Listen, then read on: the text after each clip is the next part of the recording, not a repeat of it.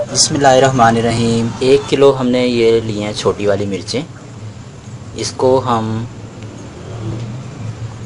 इसके ये जो है डंडी उतार देंगे और इसको हम कूट लेंगे ज़रा मोटा मोटा सा। ग्राइंडर में भी क्रश कर सकते हैं और कुंडी डंडे वगैरह में भी कर सकते हैं। मसाला हमने तैयार कर लिया है।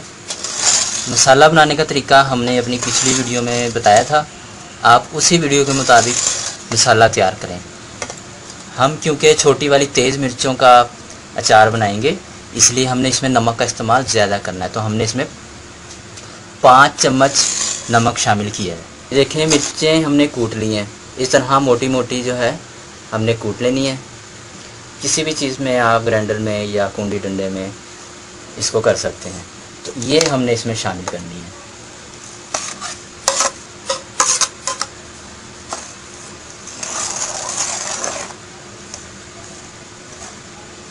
अब इसको अच्छी तरीके से मिक्स करेंगे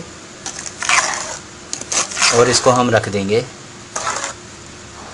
देखें हमने सारी मिर्चें जो है इसमें शामिल कर ली हैं और तेल भी जो है देखें इतना मौजूद होना चाहिए अचार में आपके। इसी अचार में आप और भी चीज़ें डाल सकते हैं, आम भी डाल सकते हैं, साबित मिर्चें भी डाल सकते हैं, जो आपको पसंद हो डाल सकते हैं। ये देखें इसको हमने इस कपड़े से बांध के धूप में रखना है और 24 घंटे में एक बार इस तरह से इसको हमने हिला देना है। नीचे का ऊपर, ऊपर का नीचे करने की कोशिश करनी है। 24 घंटे में एक बार ये आपने लाजमी करना है इसको।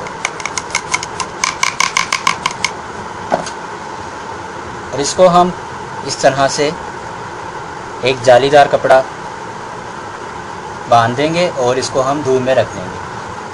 2 से 3 दिन में ये मिर्चों का अचार जो है वो खाने के काबिल हो जाता है, बहुत मज़ेदार बनता है। इस तरीके से आप इसको धूप में रख देंगे। इस तरीके से भी आप बनाएं, बहुत ही मज़ेदार अचार ये तैयार होता है। वीडियो पसंद आए तो लाइक करें, शेयर करें, दुआओं में याद रखिएगा। अल्लाह हाफिज़।